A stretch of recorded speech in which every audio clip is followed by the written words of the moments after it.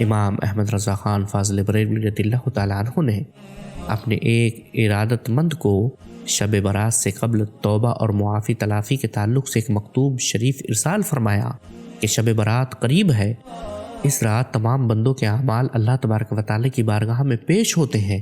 مولا عز و جل بطفیل حضور سرور کائنات صلی اللہ علیہ وسلم ہم مسلمانوں کے ذنوب معاف فرماتا ہے، مگر چند ان میں سے وہ دو مسلمان جو باہم دنیاوی وجہ سے رنجش رکھتے ہیں، فرماتا ہے کہ ان کو رہنے دو جب تک آپس میں صلح نہ کر لیں۔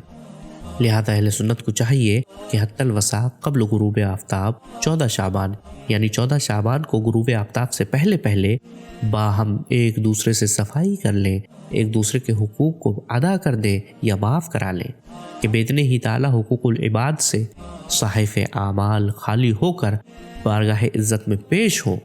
حقوق مولا تعالیٰ کے لیے توبہ صادقہ کافی ہے۔ حدیث پاک میں ہے التائب من الذنب کمن لا ذنب لہ، یعنی گناہوں سے توبہ کرنے والا ایسا ہے جیسے اس نے گناہ کیا ہی نہیں۔ ایسی حالت میں بإذن ہی تعالیٰ ضرور اس شب میں امید مغفرت تامہ ہے، بشرط صحت عقیدہ، یعنی عقیدہ درست ہونا شرط ہے۔ وہو الغفور الرحیم۔ یہ سب مصالحت اخوان یعنی بھائیوں میں صلح کروانا و معافی حقوق بحمدہ تعالیٰ یہاں سالہائے دراز یعنی کافی برسوں سے جاری ہے۔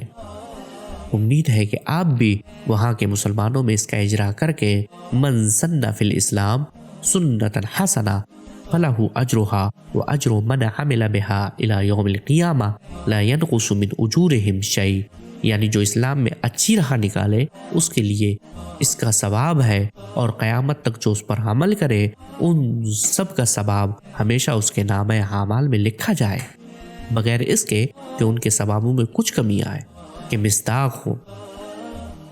اور اس فقیر کے لیے عفو و عافیت دارین کی دعا فرمائے۔ فقیر آپ کے لیے دعا کرتا ہے اور کرے گا۔